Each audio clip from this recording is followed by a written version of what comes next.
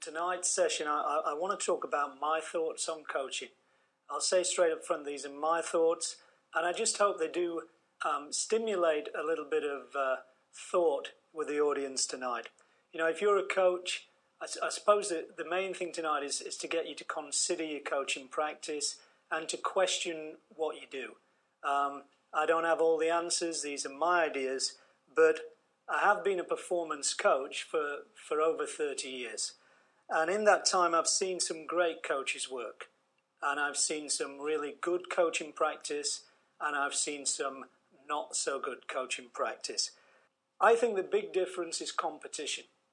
I think you move away from teaching and into coaching when you're involved in the improvement of competitive performance. So I think teaching and coaching, we do the same things in terms of skill. But once you actually are involved with improving competitive performance, right? Once you're involved with making someone a better performer so that they can compete or beat other people or beat a personal best time, or if you're coaching a team that has to beat another team, for example, in football or in rugby, then you're actually coaching. And in order to do that effectively, I would argue you can only do that if you plan, you organize, and you direct that process. I'll say that again. Plan, organize, direct. So I would throw out to you tonight, if you turn up to a training session and you haven't done that, I'll be pretty controversial now, I would argue you're not coaching. You might be called the coach, but you're not coaching. Right? If you turn up to a training session and you're writing your session on the back of a fag packet, that's not coaching. It has to have a structure, it has to have a purpose, it has to involve training and competition, and it has to look to improve both.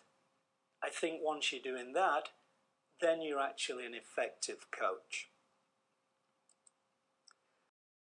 We've had a question in from Nick Gillingham, MBE, who's with us today. Very warm welcome to you, Nick. Honoured to have you with us. He asks, what has made your programme so successful over the last 30 years from a swimmer's perspective in general? For example, attitude, sacrifice, technique. Is there one area that you'd identify that stands out more than any of the others? Hi, Nick. Nick knows my programme, and I think the main thing with my programme is I am sort of athlete friendly. I don't treat all athletes the same way. I try and read people, and I try and offer people what they particularly need at that time. I'm very supportive of my athletes, right? And particularly when times are tough. You know, it's easy to coach when everything's going well. And I think that coaches really earn their crust, you know, when things are difficult. And at that point, you have to be calm, you have to be considered, and you have to give your athlete belief. And I think one thing that I do is I do believe in my athletes, and that's the way I think I get the response from them. Terrific, thank you very much. A question from Mads, which we'll squeeze in, who asks, what's your future in British swimming after 2012? What are your plans? And will you still be working with Rebecca Adlington after 2012? I hope so. I mean, obviously a lot depends on what Rebecca decides to do after 2012. You know, she's already achieved tremendous things in the sport, and obviously the main focus now is the Olympic Games in London. To be honest, we've not really gone past that at this point in time because that is a target. So from my point of view, I mean, I love coaching. It's what I do, and my theory at this time is I would carry on doing what I do. From Rebecca's point of view, can't really answer that. So the core values of my philosophy, I think I'm task focused. I think I set us something in the future and then I'll relentlessly pursue it. Once I've got a target in place, That's what I'm after achieving. And I try not to let anything stand in my way. So I don't make excuses. I don't have too many distractions. In other words, whatever it takes, that's what I'll try and do as a coach. I think I've got a desire to still do this, right? I was talking to the guys here earlier. I get up at something like 5 o'clock every morning. When I haven't got the desire, when I don't think I want to do that anymore, I would get out of the sport. I would do something else. I think you have to be driven. It has to be a burning ambition for you to help your athletes to be the best they can be. I think I'm very honest with my performers. Right? I tell them when they're doing well, and I tell them when they're not doing well. And sometimes that's difficult to do. Right? It's not always easy to be a coach. Right?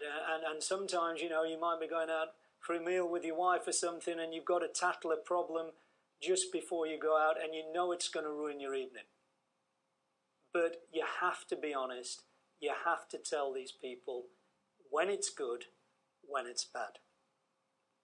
The next one is important. I'm not a coach who is dictating to my athletes all the time.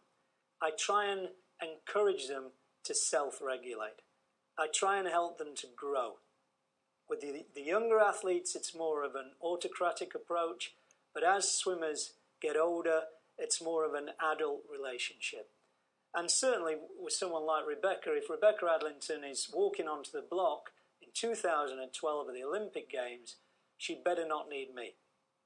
Right? And I've very much worked to make Rebecca a very independent person who can handle that pressure by herself.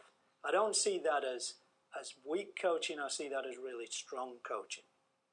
I believe in respect. I respect my athletes, and I expect them to respect me. They don't necessarily have to like me all the time. As long as we respect each other and we know that we're working towards the same thing. I'm going to pull together two questions because they're very similar and linked together. Questions from Emma and Jason, who are with us today. Emma asks, when did you first start training Rebecca Adlington, and what's the optimum age for a young swimmer to start receiving coaching? And just to tack on what Jason has asked is, what was your plan with Rebecca when she was young and sort of first starting out with you? I took over coaching Rebecca when she was 12, and at 12 she was a raw talent. My plan was with Rebecca very much was to a very gradual, staged improvement. And again, my plan with Rebecca very much was to refine her technique. She already had great potential, but we did a lot of work on her technique, and we built her up very gradually. So my philosophy is that it's a year-on-year improvement in volume, intensity of training. And whilst I do agree that you have to do, certainly in swimming, you probably have to do 50, 60, 70,000 metres, I still would like to see that achieved in a progressive fashion. So what we did with Rebecca very simply was to build her up very gradually, hold her technique together, not rush her development, but obviously when she was ready, then she started to do some incredibly